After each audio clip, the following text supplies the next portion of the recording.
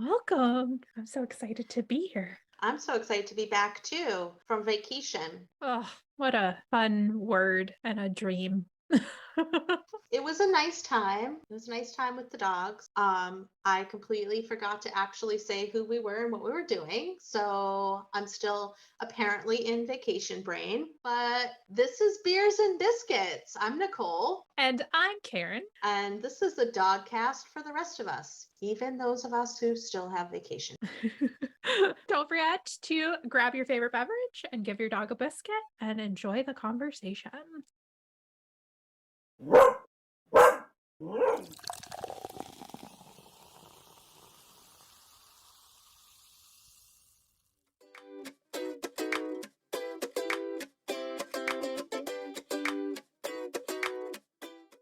Um, For the beverage today, I have Fly Creek Cider Mills Raspberry Apple Hard Cider. It is amazing. that sounds delicious, It but is I so good. feel like they need to work on that name. That I, is I a mean, mouthful. it is Fly Creek Cider Mill is does not roll off the tongue very easily. And then for the biscuit portion of today's episode, I hope I'm pronouncing this right, Bocce's Bakery. They're training bites specifically because we love a good small training treat for Yep, lots of repetition. we do love that. Let's kind of dive right in. Did we decide who's going to start this? Hello, Karen. Hi, Nicole. So why don't you start? All right. Okay. Well, welcome back to another episode of Beers and Biscuits. I am so excited to continue chatting about the dog world in general. And tonight we have a little bit bigger of a topic than just introducing ourselves, but also I think it's still going to be a fun topic. Hopefully. Fingers crossed. So tonight we really wanted to talk a little bit about behind the scenes in the life of a dog professional and what goes on, because I think all dog professionals everywhere can agree on one thing, which is rare, but I think we can all agree that it's not just playing with puppies all day long. Right. If that was it, we'd all be better off. We'd be less stressed. We'd be less burnt out. Right. So yes, it would be much less stressful to just play with puppies all day, but that's not the reality of owning a business or working with dogs. It's so much more. Right. And I think that gets lost in translation sometimes, right? That it is a business. Like we're not just babysitter club after school taking care of people's animals for, either doing training, behavior, you're running a daycare. I'm also, running a dog walking and pet care business. It's a legitimate business. And I think a lot of times that gets missed. Yes, the IRS is involved, people. It is not just treats and toys and rainbows. So, where I'm going to start off by asking you kind of a big one, and it doesn't have to be very specific, but just so that dog guardians can kind of get a gist of what goes on behind the scenes. How much time, Nicole, would you say you spend doing like the admin work, all that fun scheduling, email, payroll, all of that stuff, versus how much time you actually get to spend with dogs? So, I mean, that's actually a really good question. I mean, just on face value, it's a really good question, but it's also a really good question now versus if if I were to have answered this question like pre-COVID, Mhm. it would be a completely different answer, right? Because prior to that, our business, much bigger.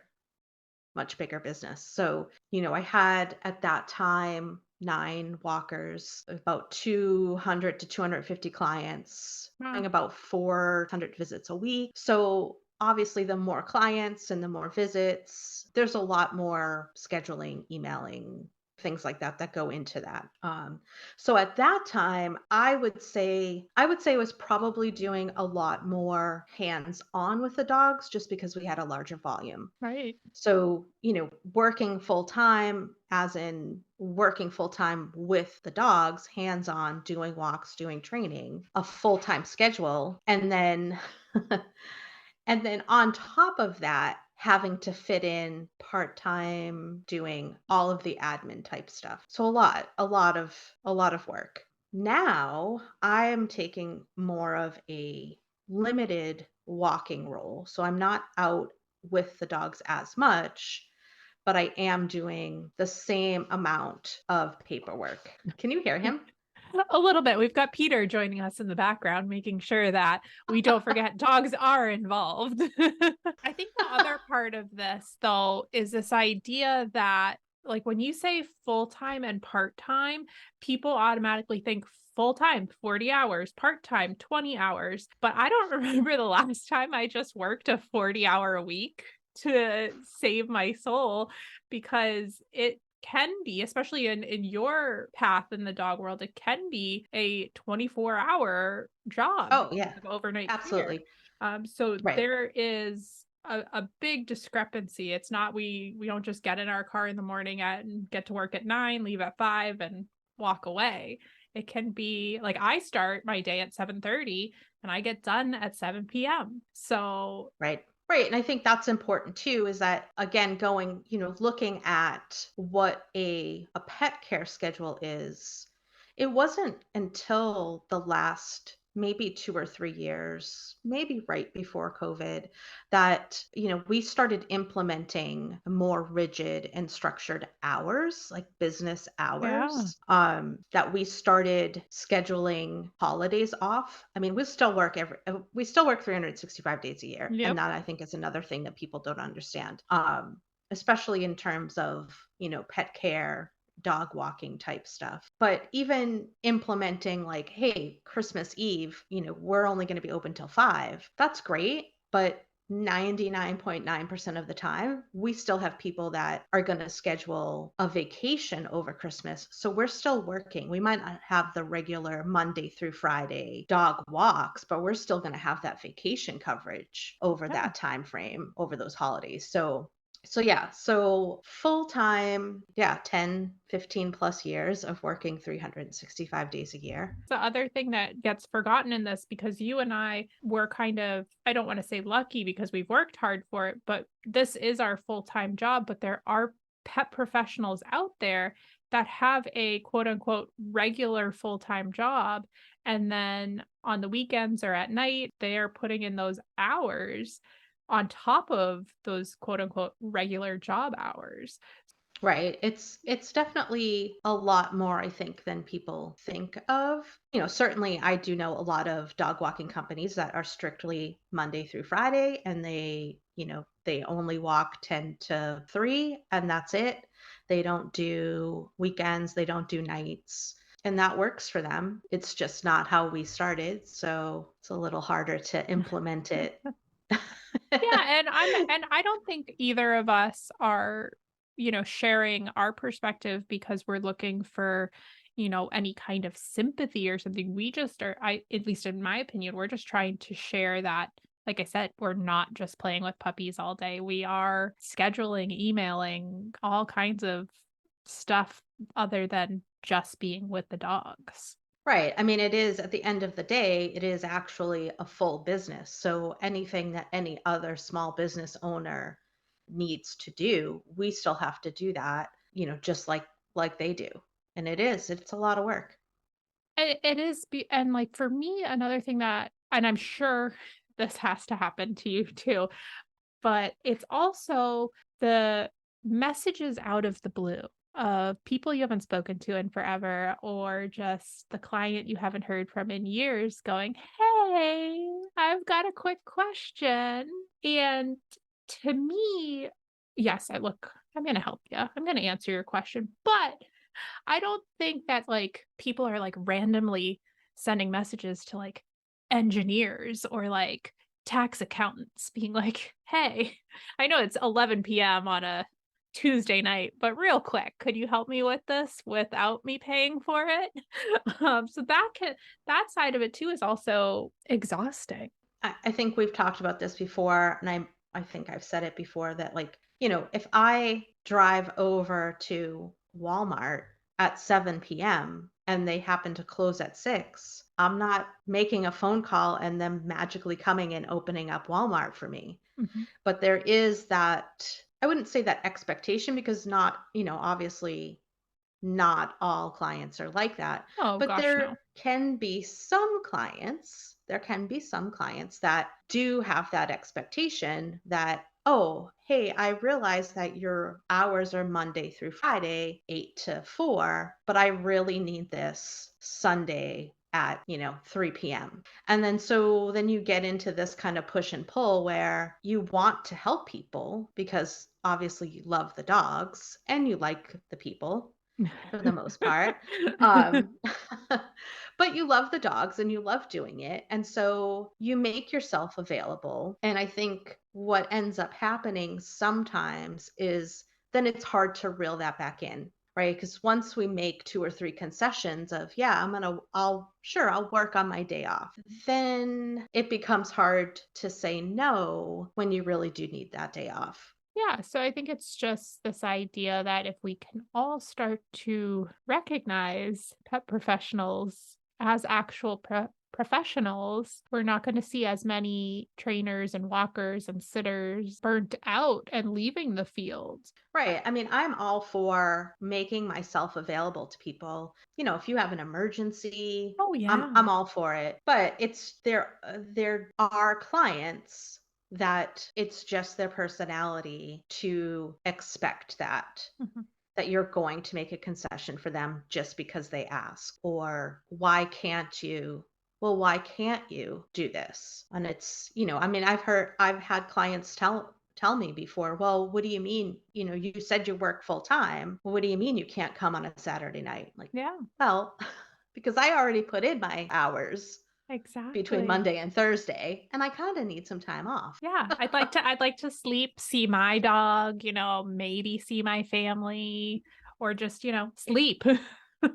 Right. I think it's just hard sometimes because, we get into this work because of how much we really love and care about animals. And, sometimes I don't know what the word is, we allow ourselves to, Give more than we maybe should at times. yes, exactly. So what else kind of goes on behind the scenes for you in your profession of the dog walking world that clients might not be aware of? Oh boy.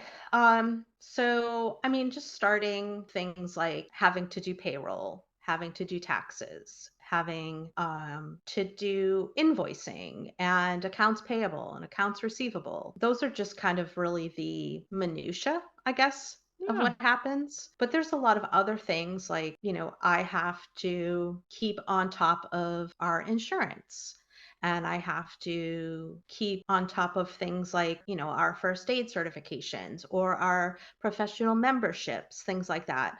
But also, a lot of other things that go into making sure that our scheduling software is running smoothly. It's not necessarily my scheduling software. We use a software from another company, but I also have to make sure that user experience for our clients is running smoothly. Answering emails and phone calls, doing things that some of the things that I think people don't realize that we do are things like market analysis.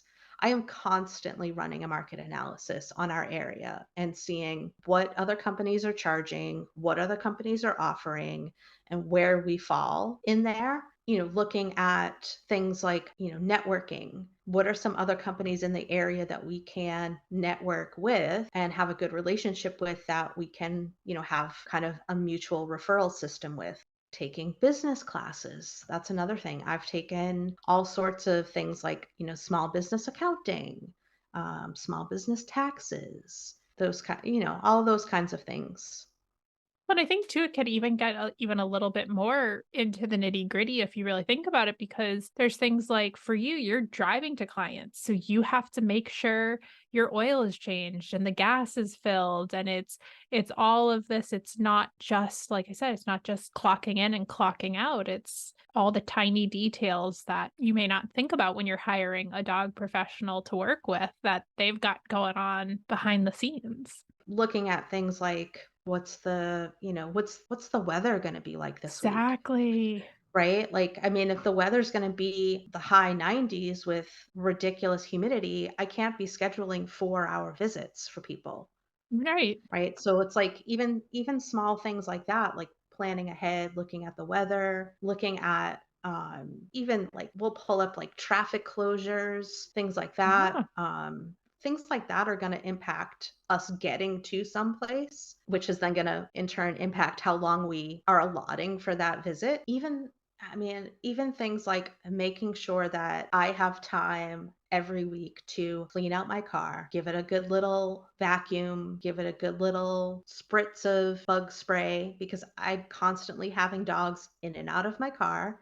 The last thing I want to do is pick up fleas somewhere. Ugh, yeah, And no. then even things like making sure that our cars are presentable, that my equipment is serviceable. Those are all little things that do end up taking time. Absolutely. Even things like making sure the files that people need to fill out to sign up for a course or whatever, we have to make sure that those are, updated. Do we need to change the questions? So it's all of these things that we have to do that a lot of times I feel gets overlooked. And I think it's important that people know and be aware that we're doing more. We're doing a lot here. And it's Right. typically just on us. We don't have I don't have a guy. I don't have a guy to I mean, I have a website guy, I'll be honest. I got a website guy and a tax guy, but that's all I got. Nobody else is making my forms. Nobody else is doing the social media posts. It's just me. It's just me. So that just think it's important to note. Right. It is a small business, and for the most part, I'm lucky to have a business partner that helps me with a lot of things, or rather, I help her with a lot of things, vice versa. Yeah. But for the most part, I mean, if you think of this industry, the majority of people that are doing these jobs, running a pet care company or as a dog trainer, for the most part, they're not part of a larger organization that's going to have a lot of this structure in place that takes a lot of this pressure off of them. Definitely. So then, what would you consider then your favorite part of being a small business owner? Hmm.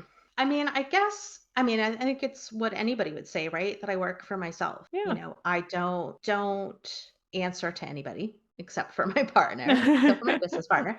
Um, but I mean, if there's something that I want to do or change or try, it's just us, right? Like we just Mhm. sit down and talk about it. So it's not like, that there's a lot of constraint built into it in that respect. So I do like that, right? Like I do like being my own boss and having more control and more autonomy in what I am doing. Yeah. I love that. Who wouldn't want that? Let me ask you then, what is your least favorite thing about running a small business? My least favorite thing, and I can only say that it is my own doing, but the pressure to succeed, the pressure to do it all, the pressure to do it right and do it well. It's kind of can be all consuming at times. Like today, I was rearranging inventory in my little shop, and I was like, I had this unnatural pressure to get the display right and perfect so people will like it. I was like, Karen, take it down a notch. It's going to be okay. So just the pressure of always feeling like you have to be better than you were the day before when not everybody saw you the day before. So you can just be like you were maybe a little bit better than yesterday, but that would be my least favorite part. I feel that too, in a little bit different of a way, I think. Mhm. Whereas I feel the pressure to be a better, and I'm sure you feel this way too. I'm not saying that you don't feel this way, but I feel the pressure to be or to provide a better service, Yes. Yep. right? That's an immense amount of pressure, Mhm. right? To know that it's such a saturated profession, a saturated market, maybe not so much depending on geography, but in this area, I literally could probably throw a stone and hit I don't know how many different companies that do what I do. So there's that pressure to not stand out, but stand apart. Yes. We are still one of only two companies that service our area that provide dog walking, pet care services, positive reinforcement, no aversive equipment. So for a long time, there was that pressure to be like, I need these people to choose us, right? Because the alternative was seeing that dog that we could be walking and it's walking down the street with a shock collar on. Mm. Sorry, an e-collar on. So there was always that pressure to make sure that I wouldn't say bringing in as many clients as we can, but just that we're available. Yeah. That we're available to people because there isn't a lot for them to choose from in this area that would provide a service that I would feel comfortable with. So there was a lot of pressure and there still is to some extent to like really, stand apart from the rest of the companies out there.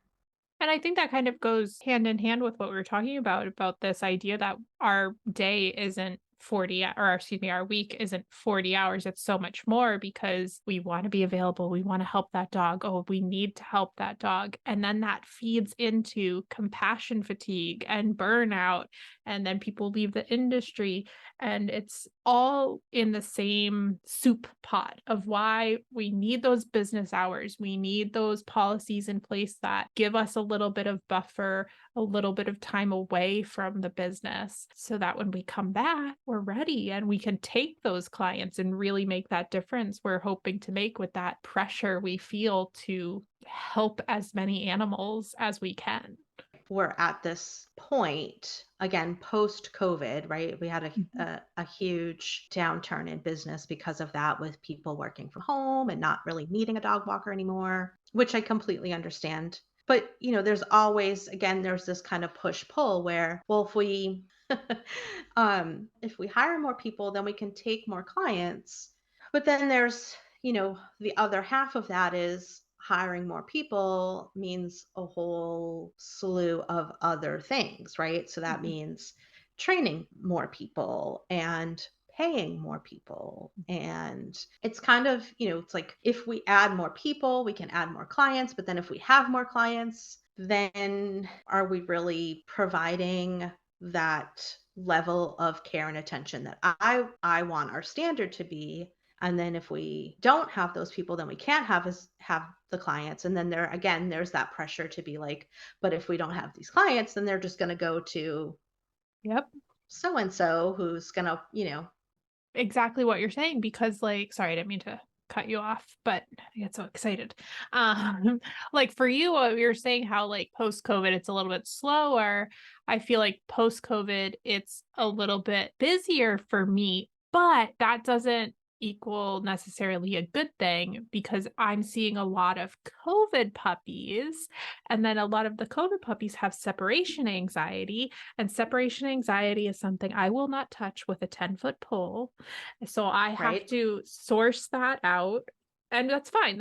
But then again, it goes back to that pressure of, okay, well, maybe I should pursue a certification and I should learn more about it. And because you're always feeling this pressure to serve, so these dogs don't end up in the hands of somebody with a prong collar or an e-collar. I'm just gonna call it what it is. It's a shock collar. It's a that I'm Right. not gonna call it an e-collar. I'm sorry. And I think that then that goes back to, if you are going to be referring these out, then you have to be spending time doing the networking, researching these other trainers that you're referring to, and making sure that you're sending them to competent, reliable people. And so it's not like just because we refer to another company that it's just we wash our hands, right? Right. There is also work that goes into that. And so that's a really good point too, is that just because I might get somebody that's, asking for your services and I don't just say, oh, sorry, we can't take you, end of story, I still have to talk with that person. I still say, okay, well, what are you looking for? Let me see if I can get a couple people to help you. If, these people can't help you. And so what I do is I usually message those companies first and Mhm. say, hey, I've got this person that is looking for this and this and this service. Are you available? And, they'll either say yes or no. But if they say yes, then, I can refer on to them. But, it's not just simply saying, oh, sorry, we can't take you. And that's it. So it's still work. Yeah, there's so much, and, like, I'm sure there's gonna be somebody that's gonna be like, "Oh, well, it's sending an email," but that's 5 minutes away from my personal life. That's 5 minutes I'm taking, and for whatever reason, it always happens at dinner time, and I'm like, "Alright, well, I'm gonna respond to this email real quick, and then we're gonna move on." But it's just this idea that I can't say it enough. I know I've already said it a bunch of times, but I'm going to say it probably 14 more times in this episode. But it's not just playing with puppies all day. It's not. And I think some of the bigger concepts of the behind the scenes things, other things that can get lost too, is we have to also look at and kind of define our own business ethics and Yeah. business. Peter agrees with the need for business ethics. It's very fluid, right? And it's very malleable, I think is the word I'm looking for. That as we grow and I think he disagrees with you now. No, I'm just kidding. he had a big day I apparently. guess so. Um, as we grow our business, things come up and we'll say, oh crap, I really should have included that in our contract. Or for us, obviously, it's no, sorry, we're not going to use any prong collars or choke chains or even flexi leads. I'm not going to use a flexi lead to walk your dog. I'm glad that you feel comfortable doing that, but that's just not something that's going to fly with my insurance. I have to write that into a contract, and that in turn helps inform what our standards are and what our code of ethics is. So, or if I have, and this has happened, so this is the reason why I bring it up, but where we do have these very strict policies about aversive equipment, but then, I kind of hear scuttlebutt from the walkers that so and so client is like asking the walker to use it anyway and just saying, well, just don't let them know about it. Ugh. We have to then be a little bit, more strict with our contracts. And then every time that you have to amend that, that's, you've got to come up with a policy change, and then you've got to let everybody know about it, and you've got to give all your clients time to digest it and let it sit well with them, Yep. and then you have to implement it. So it is a little bit of extra work, I guess basically was what I was trying to And I get think to. that can kind of go back to the idea of my least favorite thing because when you make those changes, and for me, I try to give my clients like at least 2 months. I will say, okay, the price increase is going to be in effect in 2 months, and or whatever it may be. There's always that level of, are they going to be okay with this? Are they going to stick with me? What's going to happen? And it goes back to that idea of you want to help every dog, so is this the right decision? Is it okay? So I think it's just you have to know what you stand for in your ethics and what you want your business to be and really stand by it. What is one thing or what are some things you wish you knew when you started the business that you didn't? Yeah, I mean, definitely I wish I knew how much work it would be, Yes. right? Like, I Yeah. mean, legitimately, like how much work it would be and how much of a toll it takes on you mentally and physically. If we're not meeting our own needs to some respect, then we are going to get burnt out. And there's just once that happens, we're no good to anybody. Mhm. I'm no good to the dogs, I'm no good to my business partner, I'm no good to anybody. So definitely the mental and physical toll, I think.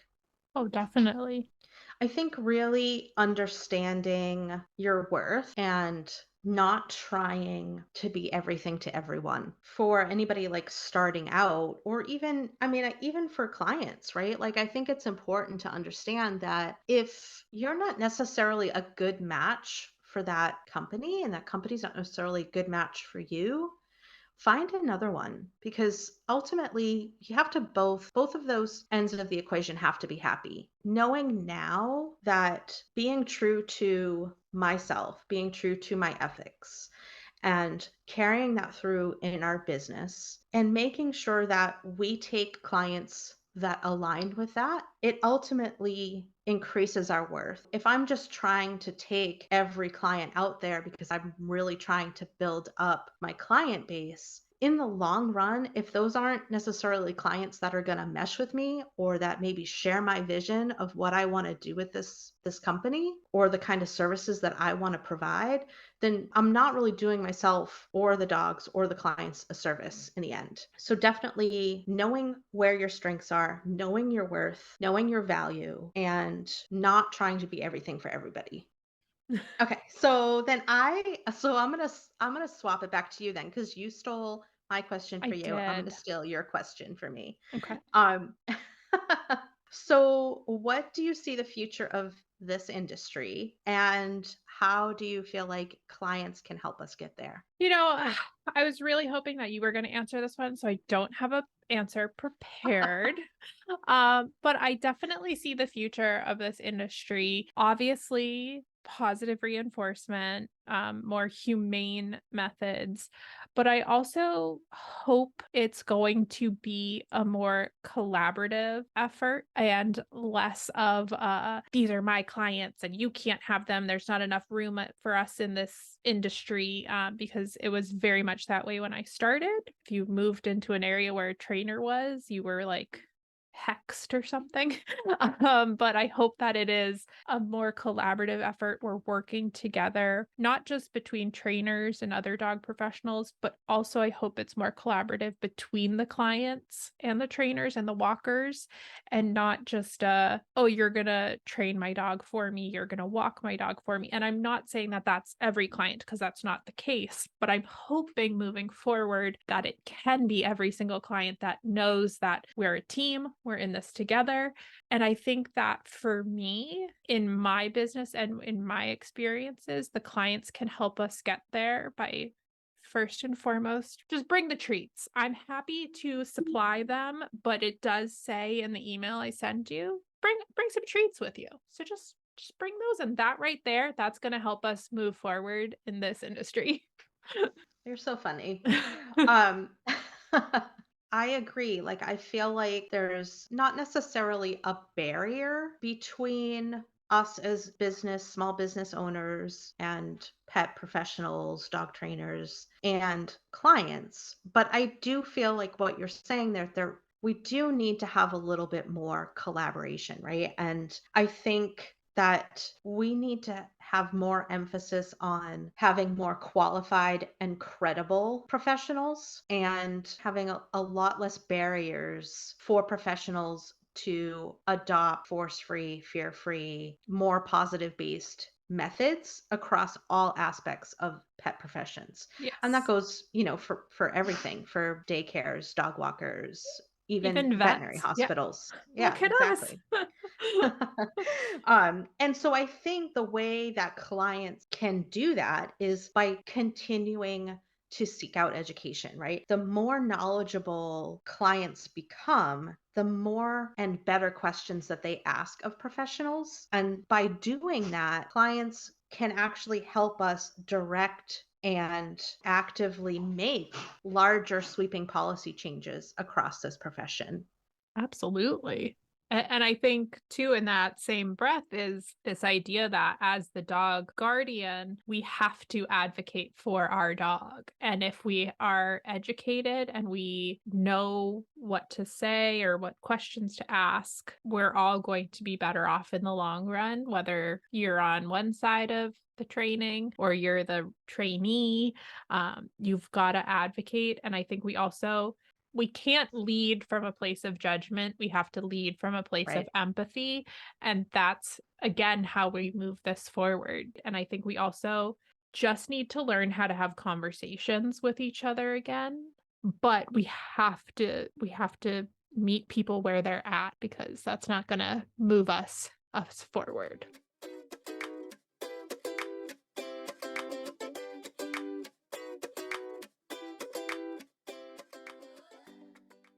What we did want to do too is we did want to introduce listeners to a little segment that we're going to have, and we're going to call it what, book bites or book tidbit, I think is what you put in there. And it's a little book review. We haven't exactly nailed down the name, but book bites. I think I kind of like book bites, um, or book tidbits. We'll figure it out eventually when we decide. We'll let everybody know.